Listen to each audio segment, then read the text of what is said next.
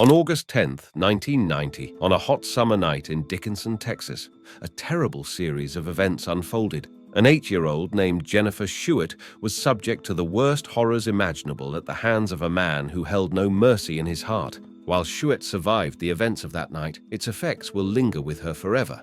Hi, and welcome back to Crime Case Files. Before we continue to tell you Jennifer's story, we'd like to offer our most sincere sympathies to the victim and her family for what they had to endure.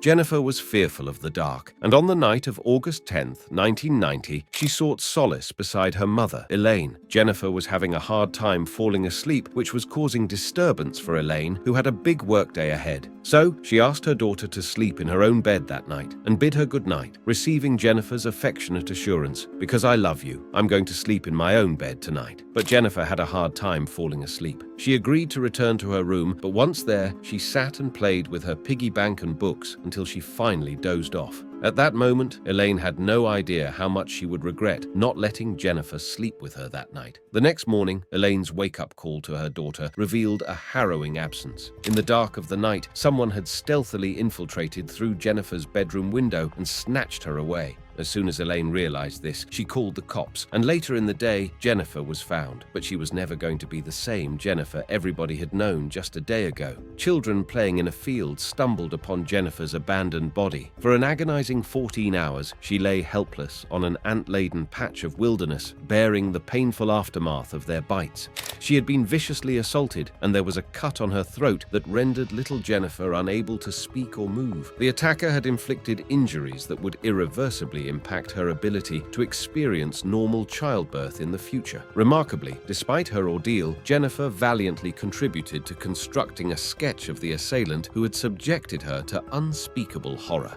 Years later, when Jennifer was much older, she recalled the events of that night in front of the public. She remembered every detail, almost as if the incident had happened yesterday. She recalled how, not long after she fell asleep, she woke up and found herself in the arms of a stranger, a man she had never met before. His hands pressed against her nose and mouth, yet his words claimed he was an undercover police officer trying to calm her panic. Placed in his vehicle, they set off through town, passing familiar spots like her grandparents' house, eventually arriving at the parking lot of her elementary school. It was summer break, which meant that she had just finished 2nd grade and was prepping for 3rd grade at Silvernagle Elementary in Dickinson. The school sat a mere 2 miles from her apartment complex. In that parking lot, he offered Jennifer candy, but since her schooling taught her not to accept sweets from strangers, she was conflicted. On one hand, she'd been taught to trust law enforcement, but on the other hand, the person whose car she was in did not seem like an officer. Something felt off. Her mum wasn't the type to socialize much, so it didn't make sense for her mum to leave her alone like that. However, the man claimed that her mum was arriving soon. In the end, she never did, and minutes dragged on before he started the vehicle again. They drove past her school, then a mile beyond to an overgrown lot off a gravel road. Doubts about his police claim began to surface in her mind, but she could do nothing. She was an inquisitive girl, always curious, so she started probing him, asking if he was a cop, where was his badge, and where was his gun. She wanted him to prove it, and he mentioned his gun being in the back seat. But whenever she would turn around to look at the back seat, the man would make disturbing, inappropriate advances. At some point during this ordeal, Jennifer blacked out, and the next thing etched in her memory was waking up while he dragged her through a field. Feeling sticks and thorns, she stayed quiet, even pretending to be dead so that he would spare her. He eventually placed her in a pile of firewood and left. This was the point where Jennifer could have gotten up and tried to find her way back to her home, but she was severely injured. She couldn't make a single sound, and her injuries made it impossible for her to get up or move. It was a miracle that she was alive, but all she could do was lay there and wait for someone to come and get her. After she was discovered in the field, she was airlifted to John Seeley Hospital,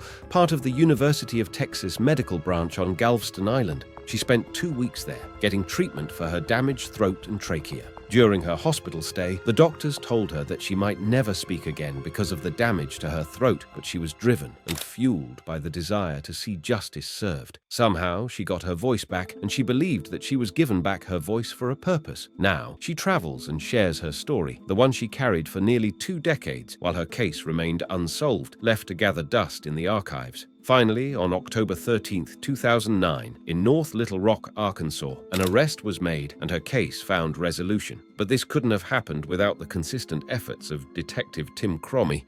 Tim Cromie got involved in Jennifer's case in January 2008 when the case landed on his desk. Assigned by his captain, who was transitioning to another division due to his expertise in child abuse cases, he delved into the details. Shortly after, within a month or two, he connected with Richard Renison, an FBI special agent and a close acquaintance. They shared a background of working on similar cases in a neighboring police department before Richard joined the FBI. During their discussions, the idea of a joint effort between the FBI and the Dickinson Police Department to solve Jennifer's case emerged, leveraging the resources of both agencies. As they sifted through reports and evidence, they unearthed a crucial find. Items of Jennifer's clothing, men's underwear, and a t-shirt were discovered near her belongings. This discovery prompted them to send these articles to the FBI's DNA lab in Quantico, considering the advancements in technology since the incident 18 years ago. Alongside exploring these potential leads, they continued their search for other clues that might unravel the case. The profile obtained from the evidence was entered into CODIS, and coincidentally, the assailant's information was already in the system. He had a previous offense involving the assault of another woman in Arkansas, leading to his entry into CODIS. In 1996, an incident occurred in Hot Springs, Arkansas, where he was convicted of kidnapping and subsequently sentenced to 12 years in prison, serving 4 before his release in 2000. It turned out that after his release, he had built a life for himself, getting married and becoming a parent with both biological and stepchildren. He sustained his livelihood as a welder.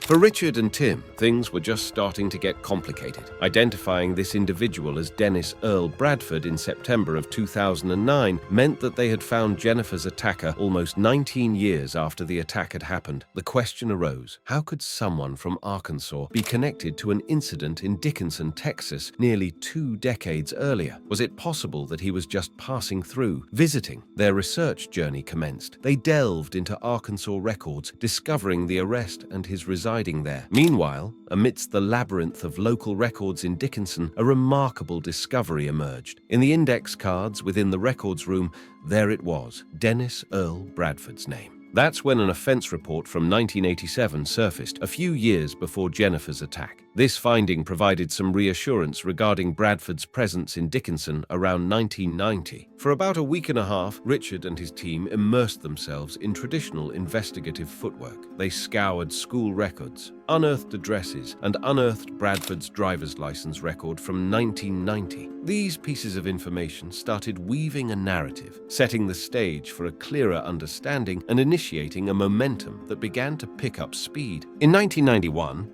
21-year-old Dennis Bradford encountered 18-year-old Lisa in Hot Springs, Arkansas. Their romance led to marriage a mere 6 months after their initial meeting. They began building a family, welcoming a son and a daughter. However, the strain of Bradford's heavy drinking took its toll, ultimately fracturing their marriage. On a fateful April night in 1996, Bradford found himself at Gator's, a bar in Hot Springs, Arkansas. His encounter with a woman took a grim turn as his persistence shifted to aggression. Despite her initial refusals, he coaxed her into a game of pool, lacing her with drinks. Following the bar's closure, he offered her a ride, leading her astray under the guise of sharing a song. Detouring onto a secluded route, he violently assaulted her, leaving her disoriented and violated in a desolate field. Regaining consciousness, she found herself stripped of her clothes, vulnerable in the vast expanse of the field. Bradford brandished a knife, subjecting her to a harrowing and violent assault. The legal ramifications ensued. Initially charged with attempted first-degree murder, the charge was eventually reduced to kidnapping and rape.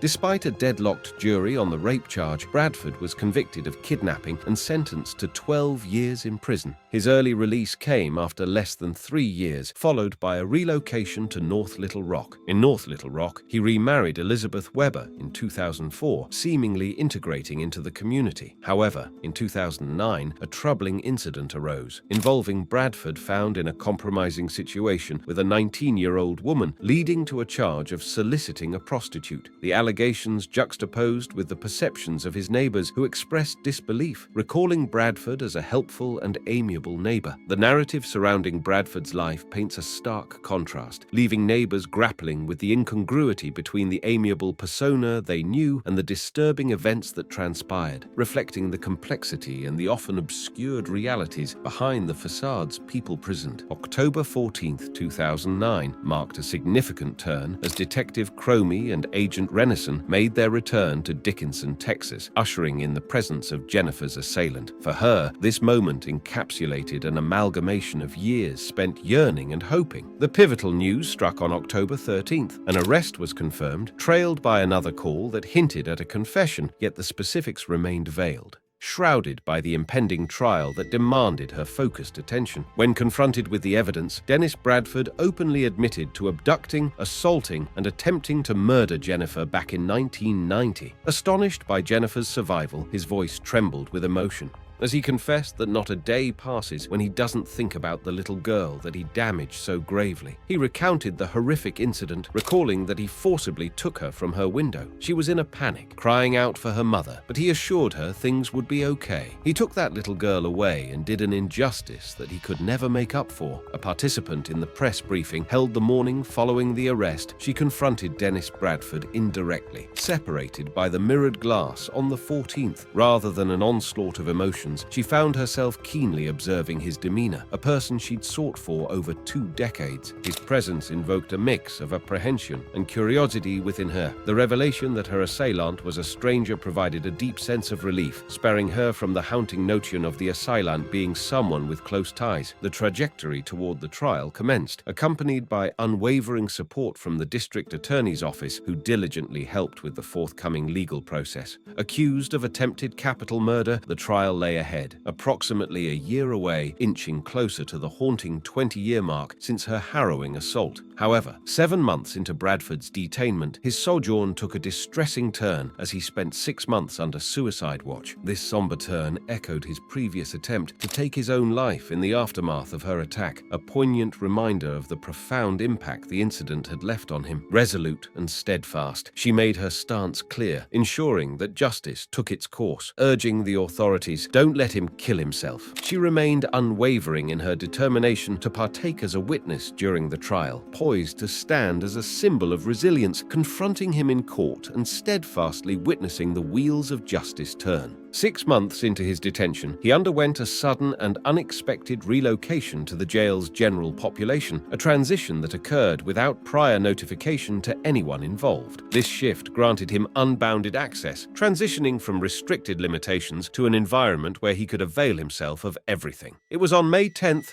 2010, that he decided to end his own life, making it impossible to proceed with a fair trial. This turn of events left a profound sense of defeat within Jennifer. The news, delivered via another early morning call from Detective Cromie, bore a devastating weight, curtailing her hope of witnessing justice served. Nevertheless, amidst the palpable sense of loss, she found the resilience to lift herself once more. Around a month later, a realization dawned on her. She remained a beacon of strength with a story to tell. This realization became her impetus to keep pushing forward, sharing her narrative and aspiring to motivate others facing similar challenges. With an unwavering spirit, she marched on, marking August 10th, 2010, the 20th anniversary of her assault, with a visit to his gravesite in Texas. There, in a deeply emotional act, she read her victim impact statement aloud, a moment of catharsis that carried a bittersweet sense of closure. She said, "You picked the wrong 45-pound, 8-year-old girl to mess with. For 19 years, you occupied my thoughts every single day, and I contributed tirelessly to the search for you. Each passing year only fueled my determination for this day when I would finally confront you as I am doing now." Jennifer's intent was clear: to prove that you didn't win and that I am a resilient survivor, to display my strength and resilience, and to inspire other victims